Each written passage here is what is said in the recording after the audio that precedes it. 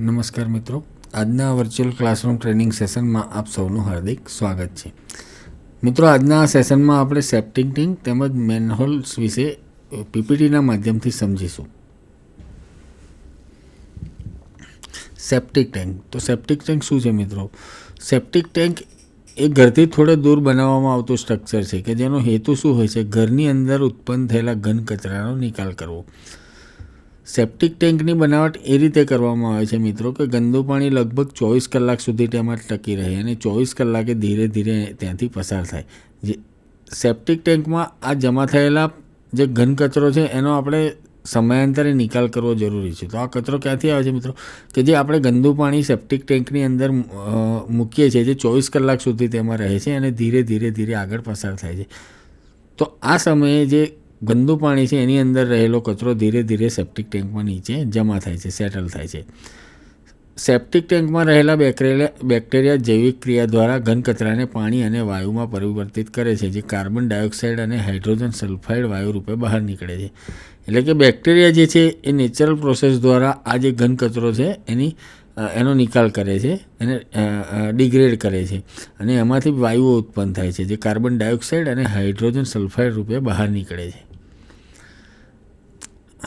મિત્રો, આ જે સેપ્ટિક ટેન્ક છે તેમાં 50થી 60% જેટલો ઘન કચરો બેક્ટેરિયાની મદદથી વાયુ અને પાણીમાં પરિવર્તિત કરી શકાય છે અને બાકી રહેલો ઘન કચરો સેપ્ટિક ટેન્કમાં નીચે જમા થાય છે, જેને આપણે સમયાંતરે નિકાલ કરવો જરૂરી બની રહે છે, જે અગાઉ મેં કહ્યું એમ. સેપ્ટિક ટેન્ક ઓછામાં ઓછી 75 સેમી પહોળી અને પાણીના લેવલથી 1 મીટર ઊંડી રાખવી જોઈએ.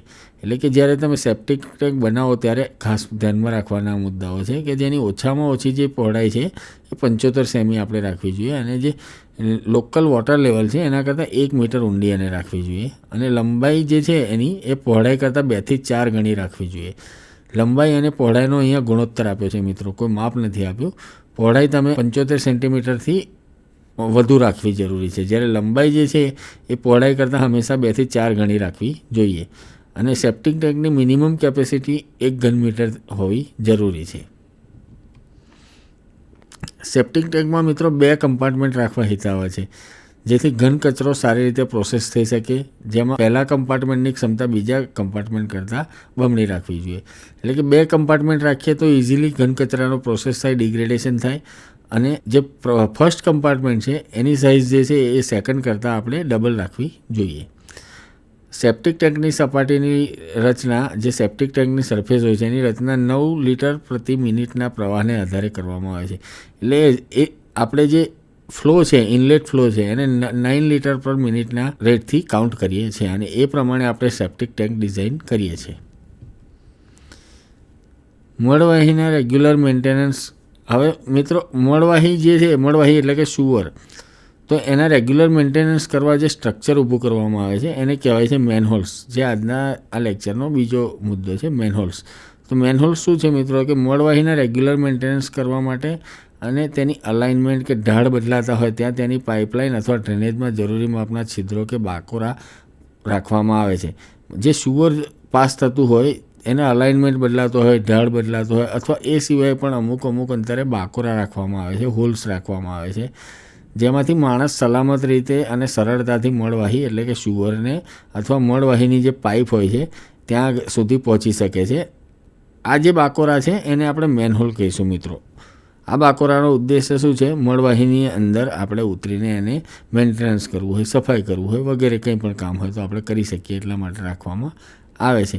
જેને આપણે ઘણી વખત રસ્તામાંથી પસાર થતાં પણ આપણે જોઈ શકીએ છીએ. રસ્તા વચ્ચે પણ આ પ્રકારના ઢાંકણા ગોઠવેલા હોય છે. મેનહોલ્સમાં આગળ વધીએ મિત્રો. જે જગ્યાએ 2 અથવા વધારે મળવાહીઓ મળતી હોય એટલે કે જંકશન હોય તે જગ્યાએ 4 કે વધારે રસ્તાઓના જંકશન આગળ મેનહોલની રચના કરવામાં આવે છે. એટલે કે જે જગ્યાએ 2 થી વધારે સુઅર મળતા હોય અને જે જગ્યાએ 4 થી વધારે રસ્તાઓ મળતા હોય, જંકશન પોઈન્ટ હોય જ્યાં, ત્યાં આગળ મેનહોલની રચના કરવામાં આવે છે, જેથી મળવાહીઓનું યોગ્ય મેન્ટેનન્સ થઈ શકે, જેના કારણે આપણે સુઅર ઇઝીલી મેન્ટેન કરી શકીએ, સુઅરનું મેન્ટેનન્સ ઇઝીલી કેરી આઉટ કરી શકીએ છીએ.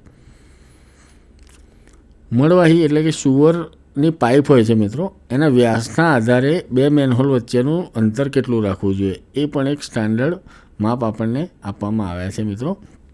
તો એ પણ આપણે જોઈશું કે પાઇપનો વ્યાસ જ્યારે 30 સેમી સુધી હોય છે મળવાહી એટલે કે સુવરની પાઇપનો વ્યાસ 30 સેમી સુધી હોય તો 2 મેનહોલ વચ્ચેનું અંતર આપણે 45 મીટર સુધી રાખી શકીએ છીએ. એ જ રીતે મિત્રો જ્યારે 30 થી 50 સેન્ટીમીટર સુધીનો વ્યાસ ધરાવતી પાઇપ હોય મળવાહીની તો આપણે 75 મીટર સુધી એનું અંતર રાખવું જરૂરી બની રહે છે. એ જ રીતે મિત્રો જ્યારે 50 થી 90 સેમી સુધી પાઇપનો વ્યાસ હોય મળવાહી એટલે કે સુવરની પાઇપનો તો 90 મીટર સુધી આપણે એનું અંતર રાખી શકીએ છીએ 2 મેનહોલ વચ્ચેનું. જ્યારે પાઇપનો વ્યાસ 90 સેમી કરતાં વધારે થઈ જાય તો સ્થાનિક પરિસ્થિતિને અનુરૂપ આપણે 2 મેનહોલ વચ્ચેનું અંતર રાખવું પડે છે. એની માટે આપણે લોકલ ગવર્નિંગ બોડીના જે નિયમો હોય છે એ પ્રમાણે અંતર રાખવું જરૂરી બની રહે છે. મેનહોલ્સ માટે મિત્રો IS 4111 પાર્ટ 1 1967 મુજબ આ જે IS કોડ છે એની અંદર મેનહોલ્સ માટે સ્ટાન્ડર્ડ પ્રોવિઝન્સ કરવામાં આવ્યા છે અને એ મુજબ મેનહોલના બાંધકામમાં સલામતી માટે અલગ અલગ માપની ભલામણ કરવામાં આવી છે કે મેનહોલ કયા માપના હોવા જોઈએ. એના આકાર માટે પણ ભલામણ કરવામાં આવી છે. શાની અંદર IS 4111 પાર્ટ 1 ઓફ 1967માં. તો એ મુજબ મિત્રો લંબચોરસ આકારના અને છીછરા મેનહોલ માટે ઓછામાં ઓછું માપ છે 1200 બાય 750 mm. લંબચોરસ આકારના હોય અને છીછરા હોય તો 1200 બાય 750 mmના મેનહોલ રાખી શકાય છે. ગોળાકાર હોય તો એનો લઘુત્તમ વ્યાસ છે 1200 mm. જો મેનહોલ ગોળાકાર હોય તો મિનિમમ 1200 mmનો એનો વ્યાસ રાખવો પડે છે. શાફ્ટમાં ઉતરવા માટેના પ્રવેશ માર્ગનો લઘુત્તમ વ્યાસ 700 mm રાખવો પડે છે. એટલે કે આપણે જે મેન્ટેનન્સ અથવા તો રિપેરિંગ અથવા તો સફાઈ કરવા માટે આપણે અંદર ઉતરવું પડે છે એને એ જગ્યાએ જે શાફ્ટ હોય છે એનો વ્યાસ 700 mm રાખવો જરૂરી થઈ પડે છે. શાફ્ટની ઊંડાઈ 3 મીટર કરતાં વધારે હોય તેવા સંજોગોમાં સફાઈ અને મેન્ટેનન્સ માટે પૂરતી જગ્યા મળી રહે તેટલા માપ રાખવા જરૂરી છે. જો શાફ્ટની ઊંડાઈ 3 મીટર કરતાં વધારે હોય તો આપણને આપણું જે કામ છે ઇઝીલી આપણે કેરી આઉટ કરી શકીએ એટલી જગ્યા રાખવી એ પ્રમાણે માપ રાખવું જરૂરી છે. પ્રવેશ માર્ગમાંથી જ્યારે ચેમ્બરમાં ઉતરવા માટે લોખંડના પગથિયા અથવા સીડીની વ્યવસ્થા કરવી જરૂરી છે. એટલે કે જ્યારે મેન્ટેનન્સ કરવાનું હોય ને જ્યારે માણસ મેનહોલની અંદર ઉતરવાનો હોય તો જ્યારે અંતર વધારે હોય તો પગથિયા અથવા સીડીની આપણે વ્યવસ્થા કરવી જરૂરી છે.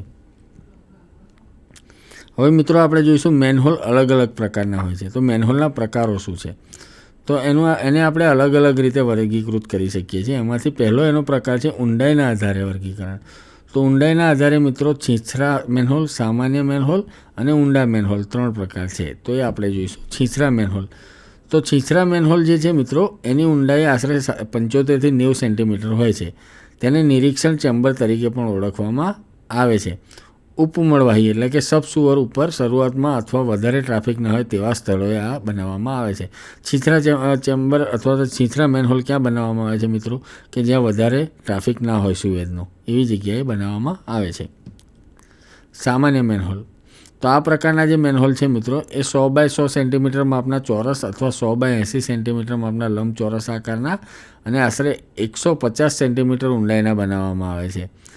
આ પ્રકારના મેનહોલ તળિયેથી ઉપર એક સરખી સાઇઝના બનાવવામાં આવે છે, યુનિક સાઇઝના બનાવવામાં આવે છે. અન્ય એક છે મિત્રો ઊંડા મેનહોલ. જે મેનહોલની ઊંડાઈ 150 સેન્ટીમીટર કરતાં વધારે હોય તેને ઊંડા મેનહોલ તરીકે ઓળખવામાં આવે છે. એટલે કે 150 સેન્ટીમીટરથી વધારે ઊંડા હોય તો એને ઊંડા મેનહોલ તરીકે કેટેગરાઇઝ કરવામાં આવે છે. આ પ્રકારના મેનહોલની સાઇઝ પ્રમાણમાં મોટી હોય છે. આ પ્રકારના મેનહોલમાં શરૂઆતના ભાગનું માપ સાંકડું રાખવામાં આવે છે અને પછી યોગ્ય ઓફસેટ આપીને નીચેના ભાગે પહોળાઈ વધારવામાં આવે છે. એટલે કે ઉપરથી જ્યારે તમે એન્ટર થાઓ તો પહેલાં એની સાઇઝ સાંકડી હશે અને પછી ધીરે ધીરે એનું માપ પહોળું થતું જશે. એ સિવાય મિત્રો મેનહોલના પ્રકારમાં અન્ય એક વર્ગીકરણ છે સ્થાનના આધારે. તો એની માટે પ્રથમ છે સીધી રેખા પરના મેનહોલ. તો આ મેનહોલ નામ પરથી જ સમજી શકાય છે મિત્રો કે સીધી રેખા પરના મેનહોલ. એટલે કે આ પ્રકારના મેનહોલની રચના સાદી હોય છે અને સીધી રેખામાં જતી મળવાહીઓ ઉપર બનાવવામાં આવે છે. આથી તેને સ્ટ્રેટ અથવા થ્રુ મેનહોલ પણ કહેવામાં આવે છે. અન્ય એક છે મિત્રો જંકશન મેનહોલ.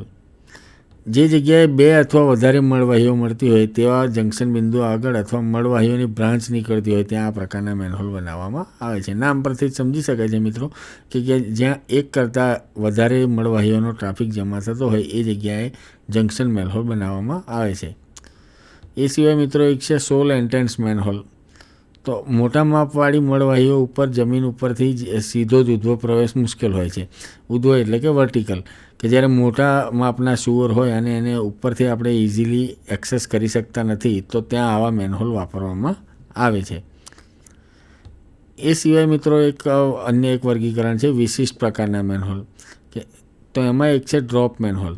તો વિશિષ્ટ પ્રકારના મેનહોલમાં એ ડ્રોપ મેનહોલ શું છે કે જ્યારે કોઈ ઊંચા લેવલ ઉપર આવેલી બ્રાન્ચ મળવાહી તેનાથી નીચા લેવલે આવેલા મેન સુઅર લાઇન સાથે જોડાણ કરવાનું હોય. એટલે કે જે સુઅર છે, મોટું સુઅર છે, એનું લેવલ થોડું ઊંચું હોય અને મેન સુઅર સાથે એને કનેક્ટ કરવાની હોય જેનું લેવલ નીચું હોય છે, ત્યારે આ પ્રકારના મેનહોલ વાપરવામાં આવે છે. કેમ કે મિત્રો જે આવા સંજોગોમાં વધારે ઢાળવાળી જમીનમાંથી પસાર થતી મળવાહીના બાંધકામ માટે ખૂબ વધારે કટિંગ ન કરવું પડે, તે માટે પણ ડ્રોપ મેનહોલની રચના કરવામાં આવે છે. મેનહોલની દિવાલ ઉધ્વો પાઇપ સુધીની બ્રાન્ચ લાઇનની પાઇપને નિરીક્ષણ ભુજ કહે છે. ડ્રોપ મેનહોલમાં મિત્રો જે મેનહોલની દિવાલથી ઉધ્વો પાઇપ એટલે કે વર્ટિકલ પાઇપ સુધીની બ્રાન્ચ લાઇનની જે પાઇપ હોય છે એને નિરીક્ષણ ભુજ કહે છે. નિરીક્ષણ ભુજની છેડે પ્લગ લગાવેલો હોય છે, જે ખોલીને બ્રાન્ચ લાઇનનું નિરીક્ષણ તેમજ સફાઈ કરી શકાય છે. એટલે કે આ જે નિરીક્ષણ ભુજ હોય છે એના એન્ડમાં પ્લગ લગાવેલો હોય છે, જેને ખોલીને તમે બ્રાન્ચ લાઇનનું મેન્ટેનન્સ અથવા તો રિપેરિંગ કરી શકો છો. સામાન્ય રીતે ડ્રોપ મેનહોલ આગળ બ્રાન્ચ લાઇન અને મેઇન લાઇન વચ્ચેનો ઉધ્વો તફાવત 50થી 60 સેન્ટીમીટર જેટલો રાખવામાં આવે છે. એટલે કે જે બ્રાન્ચ લાઇન અને મેઇન લાઇન કે જેને આપણે બંનેને કનેક્ટ કરવાના છે એ વચ્ચેનો વર્ટિકલ ડિસ્ટન્સ જે છે એ 50થી 60 સેન્ટીમીટર રાખવામાં આવે છે. નીચા લેવલે આવેલી મેઇન લાઇનના મળ પ્રવાહને ઓછો વિક્ષેપ થાય છે. આવું કરવાથી શું થાય છે કે જે નીચેના લેવલ પર આવેલી જે મળવાહિની છે એની પર ઓછો વિક્ષેપ થાય છે, એટલા માટે 50થી 60 સેન્ટીમીટર જેટલું અંતર રાખવામાં આવે છે. સામાન્ય રીતે ડ્રોપ મેનહોલ આગળ બ્રાન્ચ લાઇન અને મેઇન લાઇન વચ્ચેનો ઉધ્વો તફાવત 50થી 60 સેન્ટીમીટર જેટલો રાખવામાં આવે છે, જે આપણે જોયું એ મુજબ. ઉધ્વો પાઇપલાઇનને બદલે 45 ડિગ્રીના ખૂણે ઢળતી પાઇપલાઇનવાળી રચના પણ કરવામાં આવે છે, જેથી શું થાય છે મિત્રો કે આ 45 અંશનો ખૂણો જ્યારે આપવામાં આવે ત્યારે પાણી ગ્રેવિટી સાથે નીચે આવશે, અથવા ગંદુ પાણી છે એટલે આપણે આ જગ્યાએ ઇઝીલી એને ફ્લો થઈ શકે એટલા માટે આ પ્રકારની રચના કરવામાં આવે છે, જેને રેમ્પ તરીકે ઓળખવામાં આવે છે. હવે મિત્રો આપણે જોઈશું મેનહોલના ઉપયોગો. મેનહોલના વિવિધ ઉપયોગો શું છે? મેનહોલનો ઉપયોગ મળવાહીની પાઇપલાઇનનું નિરીક્ષણ કરવા માટે થાય છે, એટલે કે ઇન્સ્પેક્શન કરવા માટે મેનહોલનો ઉપયોગ આપણે કરી શકીએ છીએ. એની ફંક્શનાલિટી ચેક કરવા માટે આપણે એનો ઉપયોગ કરી શકીએ છીએ. મેનહોલનો ઉપયોગ જુદા જુદા લેવલેથી આવતી મળવાહીઓ અથવા ઉપરના લેવલે આવેલી બ્રાન્ચ લાઇનને નીચા લેવલે આવેલી મેઇન લાઇન સાથે જોડવા માટે કરવામાં આવે છે. મેનહોલનો ઉપયોગ એ રીતે પણ થઈ શકે છે કે જે આપણે અલગ ડ્રોપ મેનહોલની વાત કરી મિત્રો, એ જ રીતે જે સામાન્ય મેનહોલ હોય છે, અન્ય કોઈ પણ પ્રકારના મેનહોલ હોય છે, એનો આ રીતે પણ આપણે ઉપયોગ કરી શકીએ છીએ કે બે અલગ અલગ લાઇનને આપણે જોડી શકીએ છીએ મેનહોલનો ઉપયોગ કરીને. મેનહોલનો ઉપયોગ કરીને મળવાહિનીની દિશા અથવા તેની આરેખન લાઇન કે બંને બદલી શકાય છે. એટલે કે જે મળવાહિની છે, સુઅર છે, એની આપણે દિશા ડિરેક્શન અથવા તો આરેખન એટલે કે અલાઇનમેન્ટ, એક અથવા તો બંને વસ્તુ આપણે બદલી શકીએ છીએ. મળવાહીનો જે કચરો મેનહોલમાં એકત્રિત થાય છે મિત્રો, ત્યાંથી દૂર કરી લાઇનોની સફાઈ કરવા માટે મેનહોલનો ઉપયોગ થાય છે. મેનહોલ ઉપર ઢાંકવામાં આવતા ઢાંકણા મેનહોલ કવરમાં રાખવામાં આવતા કાણાઓ મળવાહીને વેન્ટિલેશન પૂરું પાડે છે. એટલે કે મેનહોલની ઉપર આપણે જે ઢાંકણા રાખીએ છીએ એની અંદર હોલ્સ હોય છે, કાણા હોય છે, જે સુઅરને વેન્ટિલેશન પૂરું પાડે છે, જેથી અંદર ઉત્પન્ન થતો વાયુ બહાર નીકળી જાય છે. ડ્રોપ મેનહોલની રચના કરવાથી વધારે ઢાળવાળી જમીનમાં કરવામાં આવતા વધારે પડતા ખોદાણ અને મળવાહીઓનું યોગ્ય મેન્ટેનન્સ થઈ શકે છે. એટલે કે ડ્રોપ મેનહોલની જ્યારે આપણે રચના કરીએ છીએ તો જ્યાં વધારે ઢાળવાળી જમીન હોય છે ત્યાં આપણે વધારે પડતું ખોદાણ કરવાની જરૂરિયાત રહેતી નથી, કેમ કે આપણે ઓલરેડી ત્યાં આગળ 50થી 60 સેન્ટીમીટરનું વર્ટિકલ ડિસ્ટન્સ રાખીને બંને મળવાહીનીઓને કનેક્ટ કરી દઈએ છીએ. તેમજ મળવાહીઓનું યોગ્ય મેન્ટેનન્સ પણ ત્યાં થઈ શકે છે. આભાર મિત્રો. આજના આ વર્ચ્યુઅલ ક્લાસરૂમ ટ્રેનિંગ સેશનમાં આપ સૌએ મને જે સાંભળ્યું તે બદલ આપ સૌનો ખૂબ ખૂબ આભાર. આશા રાખું છું કે આપ સૌને સારી એવી સમજણ પડી હશે. આભાર.